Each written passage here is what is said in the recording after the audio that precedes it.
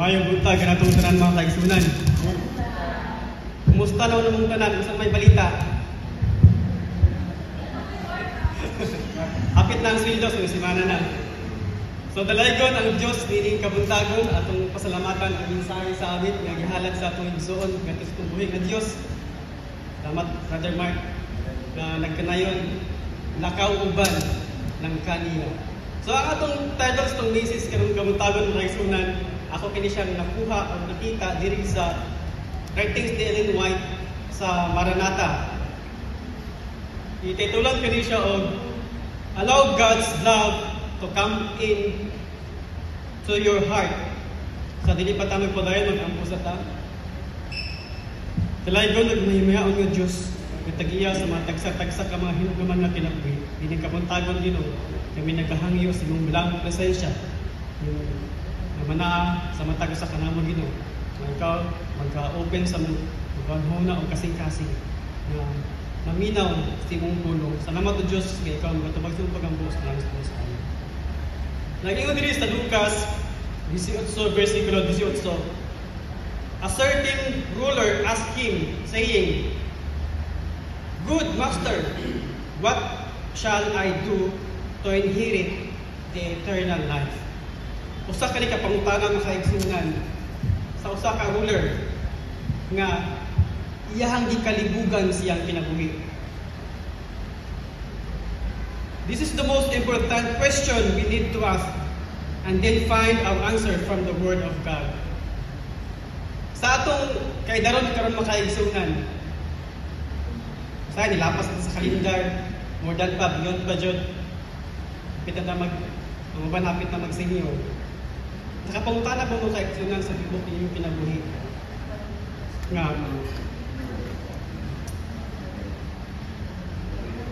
kung saong ako nga makasulod ko sa gingharian sa langit. Naabot mo sa point na makaigsunan nga inyong ipangutana ang Ginoo. Nga qualified akong Ginoo nga musulod ana inyong gingharian, inyong yandam sa malabot nga panahon. If thou wilt enter into life, keep the commandments he said unto him, which, nag-ingon si Ginoong Hesus, thou shalt go murder, thou shalt not commit adultery, thou shalt not steal, thou shalt not bear false witness, honor thy father and thy mother, and thou shalt love thy neighbor as thyself. Kung sa makaigsunan, the 10 commandments, ang gingon ni Ginoong Hesus sa usa ka ruler makaigsunan. Nganong sa tanan man nga butang ay ang gingon makaigsunan, nganong ang 10 commandments man gyud. Tungod kay ang 10 commandments, mao kana siya ang kiniyan ni Kristo. A young man said unto him, All these things I have kept from my youth up. What lack I yet? In Matthew 29:17-20. Nag-ingon ang sa karuler makaigsunan nga, kanang tanan ng mga butang ay mong gisulti, ako na nang gihipos sa akong kagalingon. Unsa pa man akong kulang Ginoo. Nag-ingon siya makaigsunan ang tanan kay Ginoong Hesus is yan ang nahimo. Pero nabot pag siya ang question, unsa pa man akong kulang. Christ was drawn to his young man. He knew him to be sincere in his assertion. All these things I have kept from my youth. In Isaiah 5:19. He was a good, obedient young man. He did not murder, steal, lie, or commit adultery. But he did have a problem. Aduna gyud siya problema makaigsunan. Bisan siyang pagkamaayo. His conceptions of the law was external and superficial. Judged by a human standard, he had preserved an unblemished character to a great degree. Of his outward life had been free from guilt. He verily thought that his obedience had been without flaw. Yet he had secret fear that all was not right between his soul and God. his trumpet questioned, what lack I get? Kung sa mga ang kulang. Ang Ginoo makaigsunan iyang gibasa ang kasing-kasing sa usa ka ruler. Usa ka butang ang kulang makaigsunan. But that was a vital principle. Kung sa maning vital principle makaigsunan. This lack, unless supplied, would prove fatal to him. Naging diri nga ang kaning vital makaigsunan bukod pa sa ani is it is the absolutely essential for life. Pinaka-importante sa itong kinabuhi makaigsunan.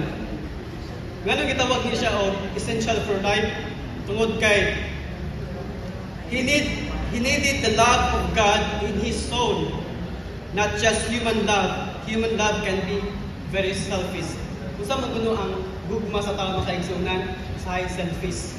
Tungod kay naipili ang imong kasing-kasing makaigsunan, ang kasing-kasing sa tao naa siya'y possible, naa siya'y pilion nga iyang gugmaon. Selfish makaigsunan.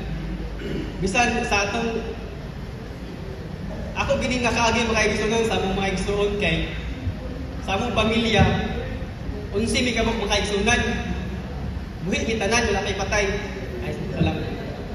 Unya 7 kabuk bae nya upat ni kabuk lalaki makaigsunan.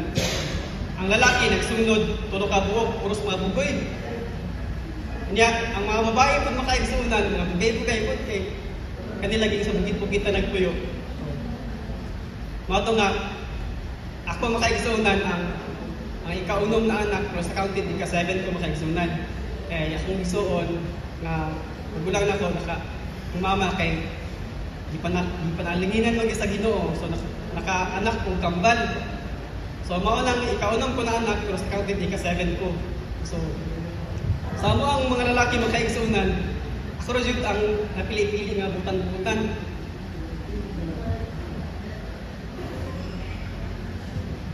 So usahay makaigsunan kanang labi ka kay sa imong pamilya kay lain-lain na gitong karakter naa jud usahay pinalabi nga gugma makaigsunan. Tayo usahay nga mamagpapa na aray usa ka palitan t-shirt ana bitaw na isa ray tagaan. So lahat makaigsunan nga ma-feel ko na ko nga ang gugma gid is selfish. Pero ang gugma sa Ginoo makaigsunan is dili ka selfish makaigsunan kundi kinatibuk-an.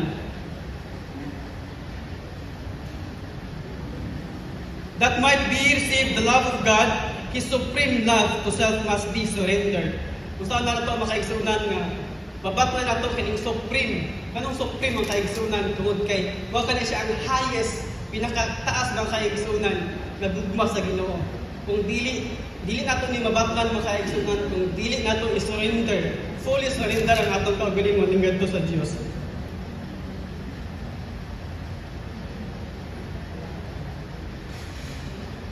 Nangingon diri nga, Jesus said unto him, if thou wilt be perfect, go sell that how thou hast, and give to the poor, and thou shalt have received treasure in heaven, and come and follow me. But when the young man heard that saying, he went away sorrowful, for he had great possession. So kaigsunan giignan ang ruler nga sa Ginoo ibaligya ay ang kabtangan o ipanghatag kini ngadto sa mga kabos. O ikaw makabaton og treasure dito sa langit. So nag-uol ang kaning ruler makaigsunan tungod kay daghan siya kabtangan. Murag nagduduwa siya og baligya. Og ningon ang Ginoo kaigsunan, pag humani anang tanan, sumunod ka kanako. Og ang Ginoo was very sorrowful to see him go. So nilakaw ang sa karuler makaigsunan. There is a way which seemeth right unto a man, but the end thereof are the ways of death. Sa makaigsunan ang usa ka tawo naglakaw siya nga nadahom siya nga sakto na iyang gihimo makaigsunan. Pero wala niya dama ang kanyang katapusan makaigsunan. kamatayon na kaigsunan. Makita ka na siya sa Proverbs 14 verse 12. The young man had been on the road to death and chose to stay on that road. He was a very selfish young man, coveting all his riches for himself and not sharing it with others. He had not have God's love in his heart. Wala siya gugma sa Ginoo makaigsunan. Tungod kay ang mga kabtangan nga naa siya is iyang ginadalo.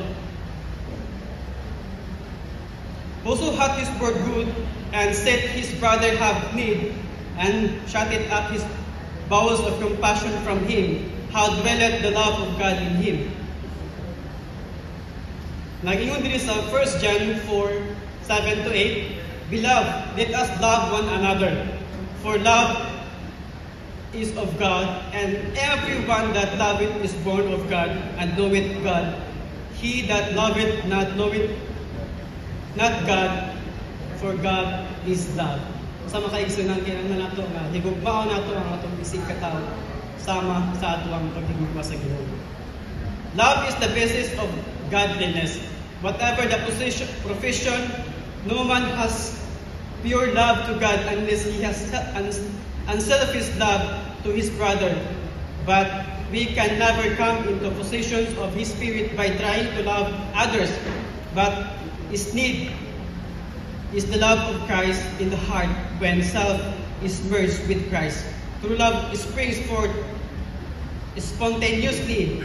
The completeness of Christian character is attained when the impulse to help and bless others springs are constantly from within. Sa makaigsunan,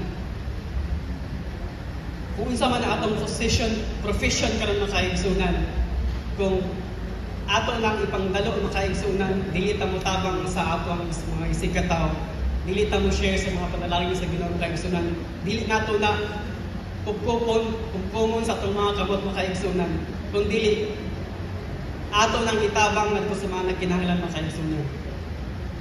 Kung gusto nimo maangkon ang gugma sa Ginoo makaigsunan, imong fully surrender ang imong kaugalingon ngadto siya.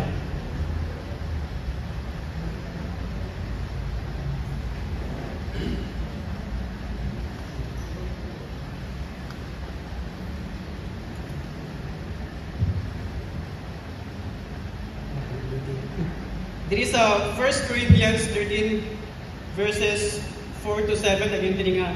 Love is patient and kind. Even when your children are disobedient, love is still patient and kind even though you have to discipline them. Love is not jealous or boastful. It is not arrogant or rude. Love does not insist on his own way.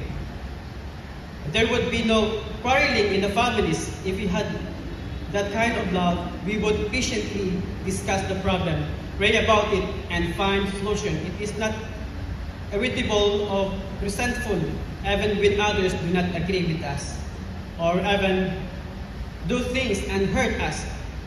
It does not rejoice at wrong, but rejoices in the right.